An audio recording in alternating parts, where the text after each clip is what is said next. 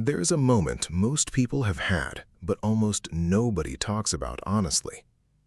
You're lying in bed on a Tuesday night, ceiling above you, phone face down, nothing demanding your attention. And out of nowhere, a memory surfaces. Not a good one. Not the afternoon last summer when everything felt exactly right. Not the conversation that made you feel genuinely seen for the first time in years. Something old. Something that should be finished by now. A humiliation from a decade ago. A relationship that ended badly. Something someone said to you in passing that they've long forgotten and you never have. You lie there and you let it run. And the strange thing, the thing nobody prepares you for, is that you can recall the bad ones in almost cinematic detail. The exact words, the tone of voice, the way the light was hitting the room. But the good memories, the real ones, the ones you'd choose if you had a choice, they're hazy, impressionistic. You know they happened, you just can't feel them the way you can feel the others. That asymmetry is not an accident. It is not weakness. It is not a personal flaw in the architecture of your particular mind. It is one of the oldest and most precisely engineered features of the human brain. And once you understand why it exists, what it was built to do, and more importantly, what it costs you in the life you're actually trying to live, everything changes. Not overnight, but fundamentally. Let's start at the beginning. Here's the uncomfortable foundation of everything we're going to talk about today. Your brain was not designed to make you happy. It was designed to keep you alive. Those are not the same thing, and confusing them is the source of an enormous amount of human suffering. For the vast majority of human history, hundreds of thousands of years before language, before cities, before the concept of a career or a reputation or a social media profile, the primary job of the human mind was threat detection, not joy cultivation, not meaning-making, not the pursuit of a life well lived. Survival. Pure, moment-to-moment, is something trying to kill me survival. And in that environment, a very specific cognitive bias was not just useful, it was the difference between living and dying. Psychologists call it negativity bias.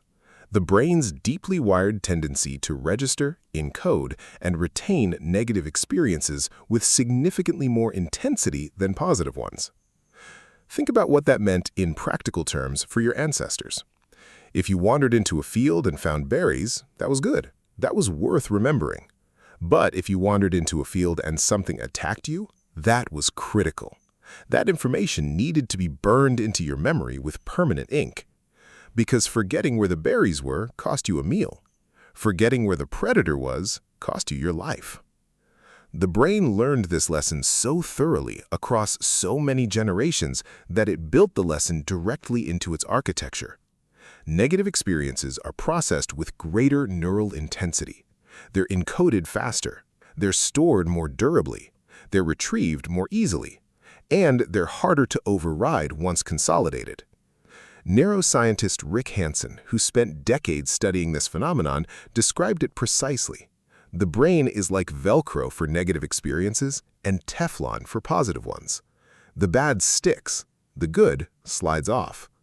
That's not poetry. That's neurobiology. And here's the cost. The environment your brain was designed for no longer exists. You are not being chased by predators. The threats you face today are social, professional, emotional.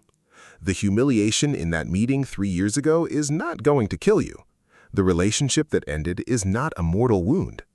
The offhand comment someone made about your work is not a tiger waiting in the grass. But your brain doesn't know that. It processes social pain through many of the same neural pathways it uses to process physical danger. It treats rejection, failure, and criticism as threats to survival.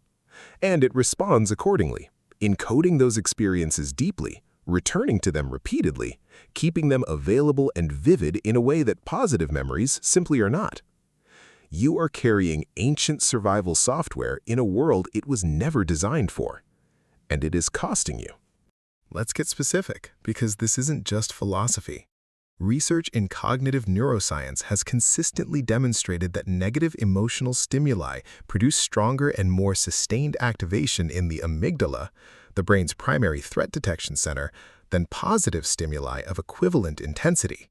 The amygdala essentially acts as an alarm system, and it's calibrated to respond faster and more forcefully to anything it categorizes as dangerous. What happens next is what makes the difference. When the amygdala fires in response to a negative experience, it signals the hippocampus, the brain's memory formation center, to encode that experience with priority. It's as if the amygdala stamps certain memories. Important, keep this, don't let it fade. Positive experiences don't receive the same stamp. They require something the brain calls consolidation time, a deliberate period of focused attention and emotional engagement before they're encoded with any real durability. And in the pace of modern life, that consolidation time almost never happens naturally. This is why you can spend a genuinely beautiful afternoon with someone you love and struggle to recall it a week later with any emotional texture, but a single sharp comment from a stranger in a parking lot can live rent-free in your mind for months. There's also a phenomenon called the peak end rule, documented extensively by behavioral economist Daniel Kahneman. When people remember experiences, they don't average out the entire experience. They disproportionately remember two moments, the emotional peak and the ending. Which means a relationship, a job, a friendship, a year of your life, the whole of it gets distorted by how it felt at its most intense and how it ended. Which is why so many people walk away from things that contained enormous amounts of good and remember primarily the pain. The brain isn't lying to you. It's just running code that wasn't written for the life you're actually living. Carl Jung spent his life studying the parts of the human mind that operate below conscious awareness. And while he didn't use the language of modern neuroscience, what he mapped in psychological terms aligns with extraordinary precision to what researchers are now measuring in brain imaging studies. Jung's concept of the shadow, the accumulated repository of everything a person has suppressed, denied, or refused to integrate, is in many ways a map of unprocessed, painful memory. The experiences too sharp to hold consciously get pushed below the threshold of awareness. The grief not allowed to be grief. The anger too threatening to express. The shame too heavy to carry in the open. But the shadow doesn't stay down. It never does. It surfaces in dreams, in disproportionate emotional reactions, in the patterns that keep repeating in relationships and professional life despite conscious efforts to change them, in the memory that rises unbidden on a Tuesday night when there's nothing else demanding attention. Jung argued that these shadow materials, these unintegrated painful memories, don't just accumulate passively, they organize. They form complexes, emotionally charged memory and association that begin to function almost like sub-personalities. And those complexes, built around unprocessed pain, quietly shape behavior, perception, and decision-making in ways the conscious mind never fully sees. What this means practically is this. The painful memories you haven't processed aren't just stored, they're active. They're filtering your experience of the present through the lens of past pain. They're triggering defensive reactions in situations that don't actually require defense. They're keeping you calibrated to threats that no longer exist. And here's the part that cuts deepest. Because the shadow operates outside conscious awareness, most people never realize how much of their present life they're experiencing through the distortion of past pain. They think they're responding to what's in front of them. They're actually responding to what happened to them years ago, dressed in new clothes. The work of integrating shadow material, of bringing unprocessed painful memory into conscious awareness and working through it rather than around it, is not comfortable. Jung was explicit about this, but it is the only pathway to what he called individuation, the process of becoming genuinely whole rather than a person perpetually managed by what they've been through. Most people intuitively understand that holding on to painful memories is unpleasant. What they don't fully reckon with is the cost. Not the emotional cost, though that's real, the strategic cost, the life cost. Every time your mind returns to a painful memory and runs it again, replays the argument, relives the rejection, rehearses the humiliation, it is spending metabolic and cognitive resources. Attention that could go toward building something is going toward reinforcing something that's already gone. Energy that could fuel forward momentum is being rerouted into the maintenance of old pain.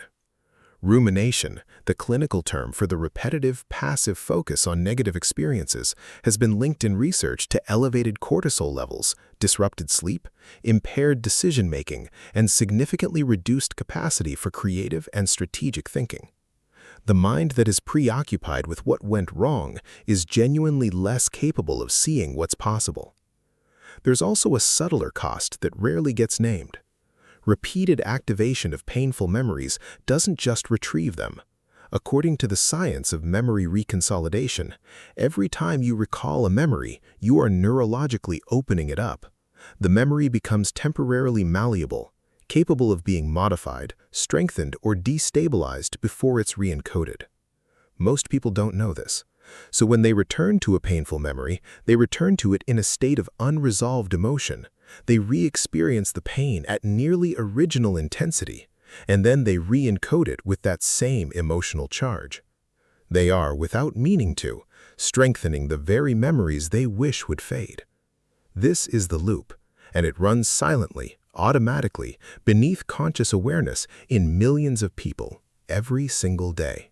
This is where everything we've covered stops being interesting and starts being useful.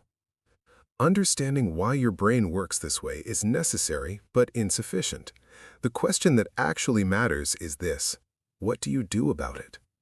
Here are 5 principles grounded in neuroscience, clinical psychology, and the practical reality of how change actually happens in a human mind. 1. Stop fighting the memory. Start metabolizing it.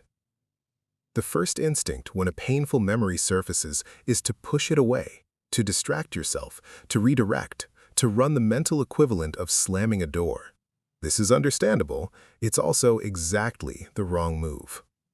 What psychological research consistently shows is that suppression, the deliberate attempt to not think about something, paradoxically increases both the frequency and the intensity with which that thing surfaces.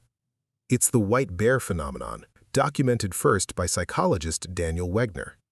Tell yourself not to think about something, and you will think about it more. The alternative isn't wallowing, it's metabolizing. When a painful memory surfaces, instead of fighting it or drowning in it, you sit with it long enough to observe it clearly. You ask, what is this memory asking me to understand? What part of this experience have I not yet fully processed? What is still unresolved here? 2. Use the reconsolidation window deliberately. Every time a memory is recalled, it enters a brief window of malleability before being restored. This is the brain's mechanism for updating memories with new information, and it is one of the most promising frontiers in both neuroscience and clinical psychology. The practical implication: when you recall a painful memory, you have a narrow window to introduce new emotional information, new perspective, new context. This is the foundation of several highly effective therapeutic approaches, including EMDR and certain trauma-focused cognitive therapies. You don't need a clinical setting to begin working with this principle.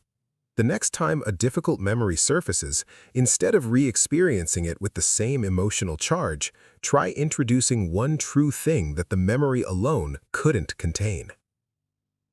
3. Build the positive with the same intentionality you apply to the negative. Remember what the neuroscience says: positive experiences require active consolidation to be encoded durably. They don't stick on their own the way negative ones do. This means that the passive experience of good things will fade unless you deliberately interrupt your own momentum and stay with it. Neurologist Rick Hanson's research suggests that consciously dwelling in a positive experience for a minimum of 20 to 30 seconds, really inhabiting it, letting it register in the body, noticing the details, begins the process of encoding it with the same durability the brain automatically gives to negative experiences. 20 to 30 seconds. That's the gap between an experience that shapes you and one that evaporates. Most people never take it. 4. Interrupt the rumination loop at the level of the body. The mind and body are not separate systems. When a painful memory activates and you begin to ruminate, the body enters a low-grade stress response.